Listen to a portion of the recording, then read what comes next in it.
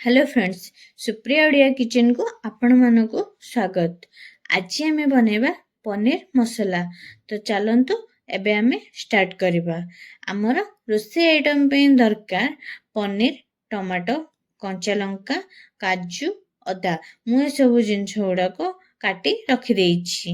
तो एबे चलतु आम गोटे कड़ाई नहीं से कड़ाई गरम हो सारा पर 2 ରୁ 3 चामच मुझे फ्रीडम ऑयल यूज करिछि। तो ये आम फ्रीडम ऑयल 2 ରୁ 3 चामच पकाई पनीर को फ्राए कर नवा।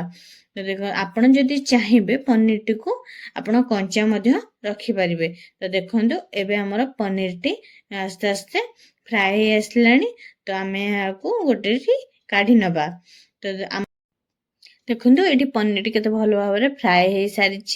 तो चलतु एबे आमे कड़ाई रे गोटे चामच फ्रीडम ऑयल यूज करी से अदा, काजू एवं कंचा लंका को पकाई से आमे अल्प किछि समय फ्राए करनवा। काजूटी हमर तेलर किछि समय फ्राए करनेला परे आमे सेथरे कोन करबा, टमाटो टी को आमे ऐड करनवा। मु एठी 2टी बड़ साइज टमाटो को मु एठी काटी रखी देइथिली।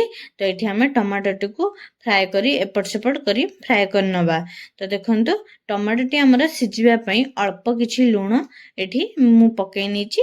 तो अल्प किछि लूण एठी पकाई सारा परे टमाटो टी सिजिबा पई आमे गोटे घोड़णी रे आमे एहा को घोड़े देबा। तो आमे देखंतु हमर टमाटो टी सिजी साला परे एहा को ठंडा हे साला परे आपण ग्राइंडर कप रे काढी नै आपण एथिरे अल्प पानी देई एहा को पेस्ट बनै देबे। देखंतु केते भलो भाबरे हमर पेस्ट रेडी हे सारी छी।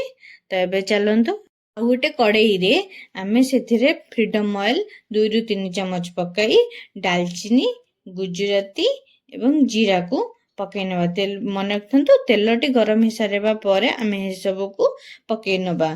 तो ए सब जिंस किछ समय एपट सेपट करदेला परे आमे सेथिरे पेस्ट जो आमे टमाटर रे पेस्ट बनैथिले से पेस्ट को आमे इथरे ऐड करनबा। तो देखो जिंस फुटी आसला परे आमे सेथिरे हाफ चामच रेड चिली पाउडर, हळदी हाफ चामच, गरम मसला हाफ चामच, जीरा पाउडर हाफ चामच, धनिया पाउडर हाफ चामच आमे इथिरे ऐड करनी। ए सब जिंस को आमे परे एपट सेपट करनवा। देखंतु केते भलो भाबरे मु एठी एपट सेपट करनीची। तो तापरे आमे कोन करबा, हाफ चामच लूण कहिना हमर टमाटर मध्ये लूण पड़थिला। तो सेथमे एठी मु हाफ चामच लूण पकाई एथिरे पानी को ऐड करनीची। और मु बेसी पानी ऐड करने एथरा अल्प किछि पानी मु ऐड करनी एपट सेपट करनीची। तो देखंतु मसलाडी हमर फुटी आसला परे एहा को एपट सेपट करना। तो देखो मसलाटी हमर रेडी हो आसलानी। तो एथिरे मु 4 कप पानी मु नेची। छोटो कप रे मु 4 कप पानी नेची। तो आपण जदि चाहिबे एठी अल्प मध्ये पानी यूज करि परिबे। आपण को जेति दरकार सेठी आपण यूज करिवे। तो देखो मोर एठी 4 कप पानी मु एठी नेची।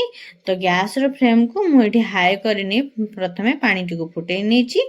तो तापरे मु एहा को मीडियम फ्लेम रे रखी आमे पनीर टी को जो फ्राई करि रखितिले से पनीर टी को मु एथरे पकई नेची। तो पनीर टी पकई एपट सेपट करनेला परे देखंतु हमर एठी मीडियम फ्लेम रे ही रखी पनीर टी फुटी आसलानी आस्ते आस्ते। तो देखंतु केते भलो भाबरे हमर पनीर मसला टी रेडी हो आसलानी। तापरे पनीर मसला रेडी हो आसला लास्ट को आमे कोन करबा, मेथी पत्र को ऐड करी नै सेथिरे आमे तापरे गोटे प्लेट रे सर्व करनबा। तो देखंतु हमर गैस रो फ्लेम टी को बंद कर दे एथिरे आमे सर्व करी नीचे। देखंतु केते भलो भाबरे हमर एठी पनीर मसलाटी रेडी हो सारी छी।